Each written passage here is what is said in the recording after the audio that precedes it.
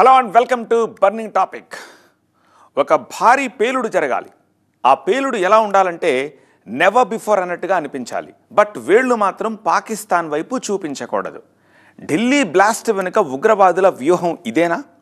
ఎందుకు ఈ డౌట్ అంటే, ఇంకొక ఉగ్రదాడి జరిగినా సరే చేసింది పాకిస్తానే అని తెలిస్తే బ్రహ్మోస్ మిసైల్స్ లేస్తాయి. దీనిపై గతంలోనే హెచ్చరించింది భారత్. అటు చూస్తే ఇండియన్ ఆర్మీ ఒక్కొక్క దాడిని కూడా తట్టుకోలేని పరిస్థితిలో ఉంది పాకిస్తాన్ ఇప్పుడు. సో భారత్లో ఉగ్రదాడి చేయాలి కానీ పాకిస్తాన్పై అటాక్ జరగకూడదు. అంటే ఏం చేయాలి? ఉగ్రదాడే కానీ ఏ ఉగ్రవాద సంస్థ చేసిందో అధికారికంగా తెలియకూడదు. అందుకేనా డాక్టర్లతో ఉగ్రకుట్రకు ప్లాన్ చేయించింది? మనందరికీ తెలుసు, భారత్లో ఉగ్రదాడి జరిగిందంటే ఆ టెర్రరిస్ట్ గ్రూప్ పుట్టుక పాకిస్తానే అయి ఉంటుందని. సో ఫలానా ఉగ్ర సంస్థ అని తెలిసినా చాలు, పాకిస్తాన్కి ఈసారి దెబిడిదిబిడే. అందుకే ఇప్పటి వరకు ఏ టెర్రర్ గ్రూప్ కూడా తామే చేశామని చెప్పుకోలేదు. మరి ఎవరు చేశారు? ఇది ఒక కొత్త రకం మోడస్ ఆపరాండి.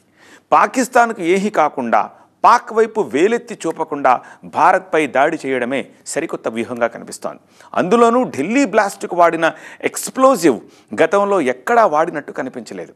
ఇంతకీ ఏమిటా పేలుడు పదార్థం? ఢిల్లీ కారు బాంబు వెనుక ఆశ్చర్యకరమైన విషయాలు వెలుగులోకి వస్తున్నాయి. ఆ డీటెయిల్సే ఇవాల్టి burning topic.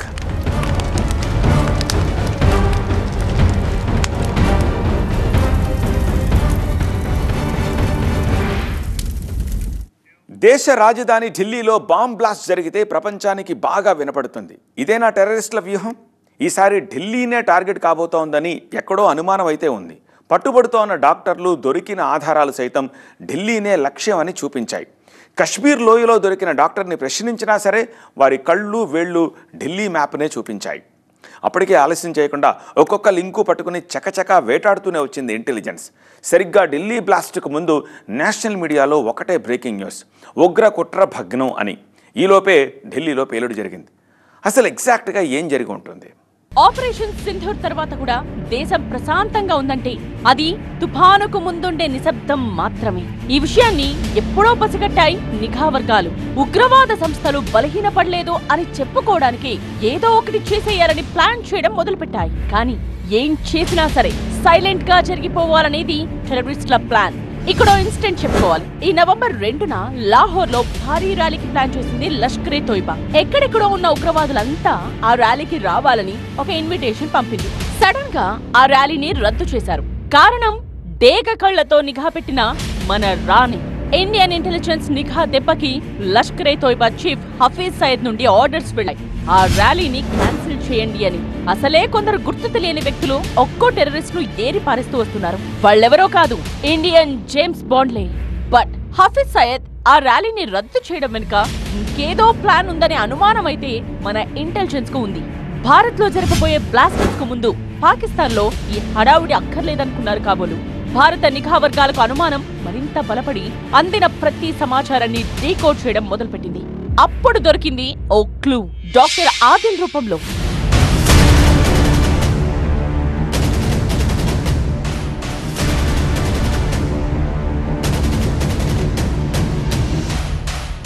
October 27న శ్రీనగర్లోని రున్కోరా నౌగాన్లో Jaish-e Mohammad ఉగ్రవాద సంస్థ పోస్టర్లు అంటించింది. మరోవైపు నవంబర్ 2న జరగాల్సిన లాహోర్ ర్యాలీ కూడా రద్దయింది.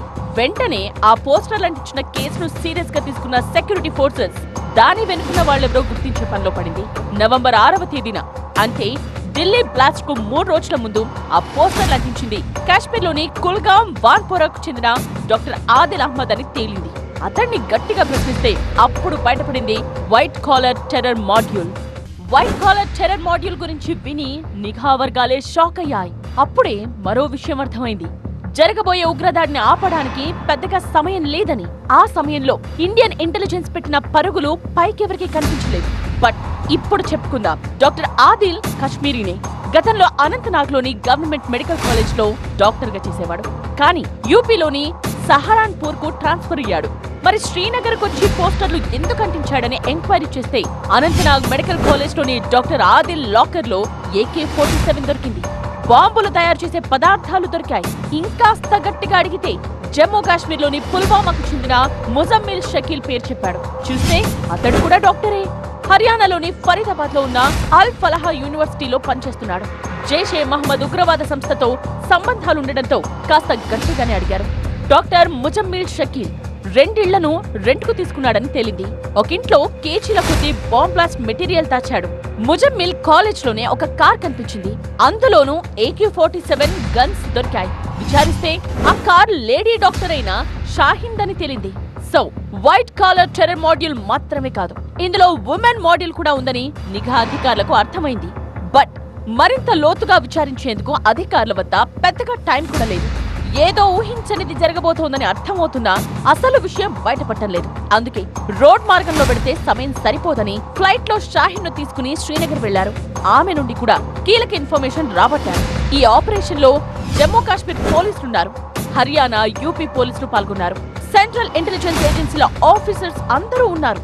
అంతా కలిసి 360 కిలోల ammonium nitrate, potassium nitrate, sulphur వంటి 2900 కిలోల పేలుడు పదార్థాలని సీజ్ చేశారు.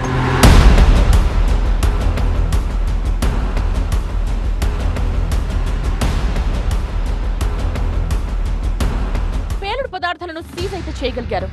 But what next? పట్టుబడిన ఆ డాక్టర్ల నెక్స్ట్ యాక్షన్ ప్లాన్ ఏంటి?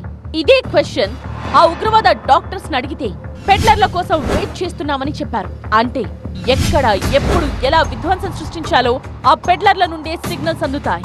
అవి రావడంతోనే పేలుళ్లు జరుపుతామని పట్టుబడిన డాక్టర్స్ చెప్పుకొచ్చారు. అప్పటికే ఈ న్యూస్ సెన్సేషనల్ అయింది. డాక్టర్ల ముసుగులో ఉన్న ఉగ్రవాదులను వరుస పెట్టి అదుపులోకి తీసుకున్నారనే బ్లాస్టింగ్ న్యూస్ వచ్చేసింది. దేశంలోనే అతి పెద్ద ఉగ్రదాడి భగ్నం చేశారని మీడియా చెప్పడం మొదలుపెట్టింది. బట్ ఇంటెలిజెన్స్ కు తెలుసు ఇంకేదో ప్లాన్ ఉందని. అప్పటికే ఏ మాత్రం విశ్రాంతి లేకుండా ఒక్కో లింక్ ను విప్పుతూ ఇన్ఫర్మేషన్ సేకరిస్తూ వచ్చారు. ఇంతలోనే ఢిల్లీలో బ్లాస్ట్ జరిగింది. ఢిల్లీ బ్లాస్ట్ కి ప్లానింగ్ అంతా ఫరీదాబాద్ లోనే జరిగింది. ఫరీదాబాద్ పేరుకే హర్యానాలో ఉంటుంది, కానీ ఢిల్లీ శివారుకి జస్ట్ ఓ 30 కిలోమీటర్ల దూరం అంతే. ఢిల్లీలో బ్లాస్ట్ జరపడానికి ఫరీదాబాద్ ను ఒక డెన్ గా వాడుకున్నారని నిఘా వర్గాలకు తెలుసు. అందుకే అల్ ఫలాహ్ యూనివర్సిటీని జల్లెడ పట్టారు. టాగా, ధౌజ్ గ్రామాల్లో విస్తృత సోదాలు చేశారు. అలా చేశారు కాబట్టి ఫరీదాబాద్ లోని టాగా అనే గ్రామంలో 2563 కేజీలు, ధౌజ్ గ్రామంలో 360 కేజీల పేలుడు పదార్థాలు స్వాధీనం చేసుకున్నారు. ఇలా ఒక్కో లింక్ బయటపడుతుండేసరికి మిగిలిన ఉగ్రవాదుల్లో భయం పట్టుకుంది. వాళ్ళిచ్చే క్లూతో తాము కూడా పట్టుబడతామని భయపడి ఉంటారు. లేదా దొరికిన వాళ్ళు ఎలాగో దొరికారు, తామైనా బ్లాస్ట్ చేసి చూపిద్దామని భావించుండొచ్చు. ఇక్కడ అస్సలు మ్యాటర్ ఏంటంటే ఢిల్లీలో కార్ బాంబ్ పేల్చింది కూడా ఒక డాక్టర్, పేరు ఉమర్. ఈ డాక్టర్ ఉమర్ పనిచేస్తున్నది కూడా ఫరీదాబాద్ లోని అల్ ఫలాహ్ యూనివర్సిటీలోనే. ఒక విధంగా ఆ యూనివర్సిటీని ఒక డెన్ గా మార్చుకున్నారు ఈ డాక్టర్ టెర్రరిస్టులు. అక్కడే బాంబ్ బ్లాస్ట్ ఎలా చేయాలన్న ప్రయోగాలు కూడా చేసినట్టు తెలుస్తోంది. జనరల్గా అయితే బాంబ్ బ్లాస్ట్ ప్లేస్లో ఒక పెద్ద గొయ్యి పడాలి. చనిపోయిన లేదా గాయపడ్డ వారి శరీరంలోకి మేకులు, ఇనుప గుండ్లు, గాజు పెంకులు లాంటివి చొచ్చుకెళ్ళాలి. కానీ అలా జరగలేదు ఢిల్లీ కార్ బాంబ్ బ్లాస్ట్. అదొక షాక్ వేవ్ తరహాలో జరిగింది. సుమారు 2-3 కిలోమీటర్ల దాకా పేలుడు శబ్దం వినిపించింది. పేలుడు జరిగిన ఒక 25-50 మీటర్ల వరకు ఒక పెద్ద విధ్వంసమే జరిగింది. అంటే ఎలాంటి ఎక్స్ప్లోజివ్స్ వాడి ఉంటారు. Doctor Adil, doctor Muzammil, doctor Umar, doctor Shaheen, తప్పించుకుని తిరుగుతున్న ఇంకొక డాక్టర్, వీళ్ళంతా ఎక్స్పెరిమెంట్స్ చేసిన డాక్టర్స్. ఈసారి బాంబ్ బ్లాస్ట్ సంప్రదాయ బాంబు పేలుడులా ఉండకూడదు, అంతకు మించిన బ్లాస్ట్ ఉండాలి అనుకున్నారు. అలాంటి పేలుడు పదార్థాలపై ఎక్స్పెరిమెంట్స్ చేశారు. ఓ విధంగా సక్సెస్ అయినట్టే లెక్క. ఇంతకీ ఏమిటా బ్లాస్ట్ మెటీరియల్?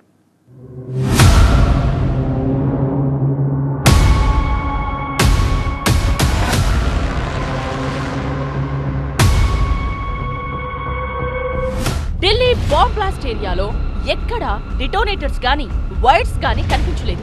బ్లాస్ట్ కు వాడిన మెటీరియల్ ఏంటన్న దానిపై ఎలాంటి క్లూ కనిపించలేదు.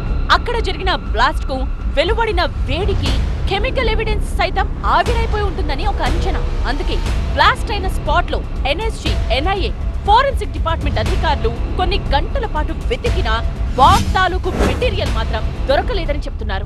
మరి అది బాంబా, కెమికల్ రియాక్షనా, లేదా ఊహకందని ఒక బ్లాస్ట్ మెటీరియలా? బట్ అంతా ఊహిస్తున్నది మాత్రం ANFO bomb, ammonium nitrate and fuel oil అనేది దీని full form. Delhi car bomb పేలుడుకు ఈ ANFO ఉపయోగించినట్టుగా అనుమానిస్తున్నారు.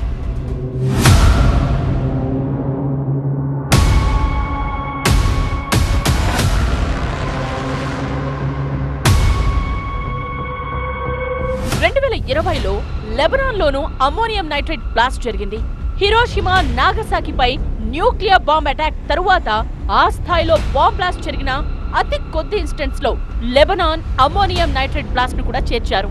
దాదాపు 9 కిలోమీటర్ల పరిధిలోని కాంక్రీట్ బిల్డింగ్స్ ను కూడా ధ్వంసం చేసిందంటే దాని పవర్ ఏంటో అర్థం చేసుకోవచ్చు. అలాగని మంటలు చెలరేగలేదు ఆ బ్లాస్ట్ లో. జస్ట్ ఒక షాక్ వేవ్ బయటకు వస్తుంది. అదే భయంకరమైన విధ్వంసాన్ని సృష్టిస్తుంది. ఎగ్జాక్ట్ గా ఢిల్లీ బాంబ్ బ్లాస్ట్ లోనూ ఇదే జరిగిందంటున్నారు. జాగ్రత్తగా గమనిస్తే కార్లు ధ్వంసమయ్యాయి, తునాతునకలయ్యాయి తప్ప అక్కడున్న వెహికల్స్ అన్నీ కాలిపోలేదు. అంటే జనరల్ గా టెర్రరిస్టులు పేల్చే బాంబ్ కాదని దాని అర్థం. పైగా ఫరీదాబాద్ లో దొరికిన 2900 కిలోల పేలుడు పదార్థాల్లో అమ్మోనియం నైట్రేటే ఎక్కువగా ఉండడంతో ఖచ్చితంగా ఢిల్లీ బ్లాస్ట్ మెటీరియల్ అదే అయి ఉండొచ్చని అనుమానం.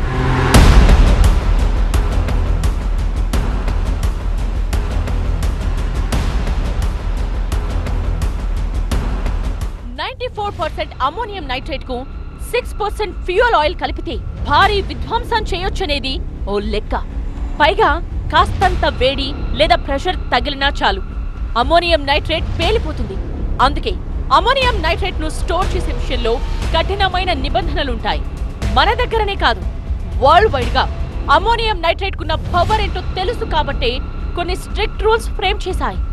1995 ఏప్రిల్లో అమెరికాలోని ఓక్లహామాలో ఏకంగా 2300 కేజీల అమ్మోనియం నైట్రేట్ ను ఓ ట్రక్ లో పెట్టి ఫెడరల్ అడ్మినిస్ట్రేటివ్ ఆఫీసుల దగ్గర పార్క్ చేశారు. ఆ పేలుడు ధాటికి ఏకంగా 300 బిల్డింగ్లు దెబ్బతిన్నాయి. మరి ఇండియాలో జరగలేదా ఈ తరహా బ్లాస్ట్లు అంటే? జరిగాయి. 2011లో ముంబైలోని opera house, Zaveri Bazaar, Dadar west ఏరియాలో బ్లాస్ట్ జరిపారు. ఆ పేలుడులో 26 మంది చనిపోయారు. 2012లో పూణేలో వరుస బాంబ్ బ్లాస్ట్లు జరిగాయి. అప్పుడు ఉపయోగించింది కూడా ఈ అమ్మోనియం నైట్రేట్ ని. బట్ 6 డివైస్లతో ప్లాన్ చేస్తే అందులో 4 ఫెయిల్ అయ్యాయి. సో బ్లాస్ట్ జరిగింది కానీ ఎవరు చనిపోలేదు. మళ్ళీ ఇన్నాళ్లకు అమ్మోనియం నైట్రేట్ తో భారీ పేలుళ్లకు ప్లాన్ చేశారు. ఢిల్లీ కార్ బాంబ్ బ్లాస్ట్ లో వాడింది కూడా అదే మెటీరియలా అనేది కన్ఫర్మ్ కావాల్సి ఉంది. వైట్ కాలర్ టెర్రర్ మాడ్యూల్ అనే కాన్సెప్ట్ తోటి విమెన్ మాడ్యూల్ కూడా బయటపడింది. ఆడవారితో విధ్వంసం సృష్టించడం దీని వెనుక వ్యూహం. అది ఒక ప్లానే అనుకోవద్దు. ఆపరేషన్ సింధూర్ తాలూకు అప్డేట్స్ ఎవరిచ్చారో గుర్తుందిగా? Wing commander Vyomika Singh and colonel Sofia Qureshi. ఎవరితో సమాధానం చెప్పించాలో వారితోనే చెప్పించాం మనం.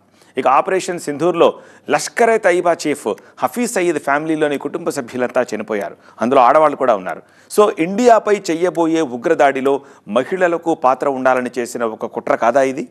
అందుకే సర్చ్ ఆపరేషన్లో పట్టుబడ్డ లేడీ డాక్టర్ షాహీన్ను ఫ్లైట్లో శ్రీనగర్ తీసుకెళ్లి మరీ విచారించింది. ఈ షాహీన్కు లష్కరే తయిబాతో ఉన్న రిలేషన్ గురించి వింటే మీరు ఆశ్చర్యపోతారు.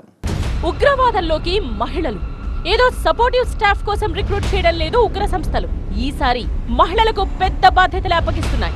అందుకే ఎన్నడూ కనిపించని విమెన్ మాడ్యూల్ లింక్ ఈసారి కనిపించింది మన నిఘా వర్గాలకి. ఫరీదాబాద్ లో అరెస్ట్ అయిన డాక్టర్ షాహీన్ జైషే మహమ్మద్ మహిళా విభాగానికి నేతృత్వం వహిస్తోంది. ఈ ఉగ్రవాద సంస్థ జమాతుల్ మోమినాత్ పేరుతో ఓ మహిళా విభాగం నడుపుతోంది. ఇంత పెద్ద నెట్వర్క్ కి భారతదేశ కమాండర్ గా బాధ్యతల్లో ఉంది డాక్టర్ షాహీన్.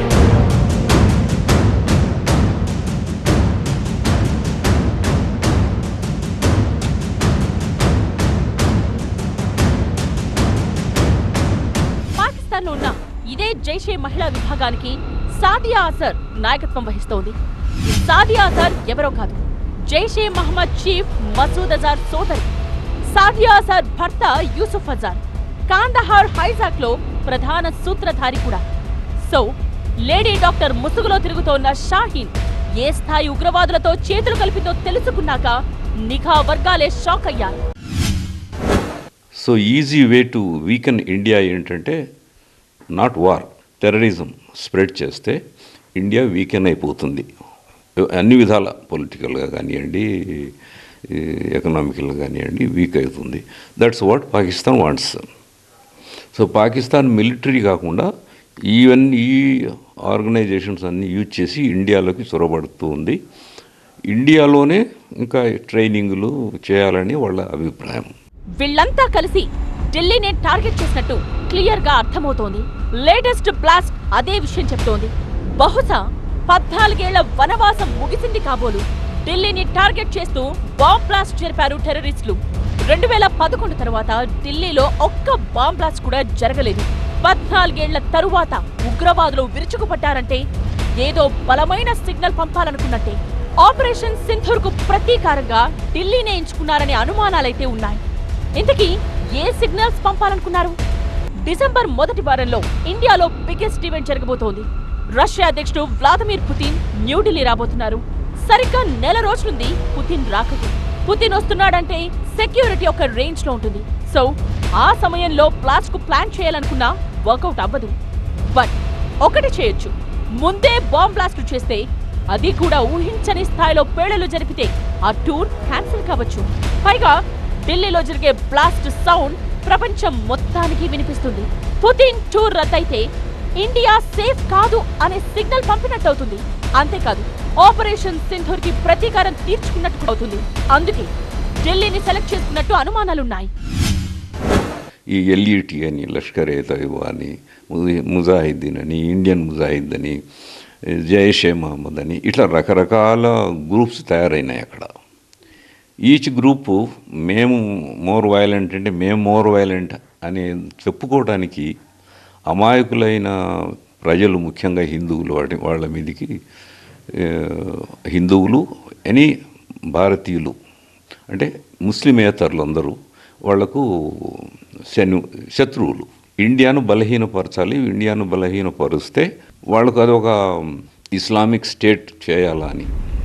ఢిల్లీలో కార్ బాంబ్ పేల్చారు, కానీ ఆ బ్లాస్ట్ తో పూర్తి విజయం సాధించలేకపోయారు. ఎందుకంటే ఇప్పటికే 5 డాక్టర్స్ అరెస్ట్ అయ్యారు.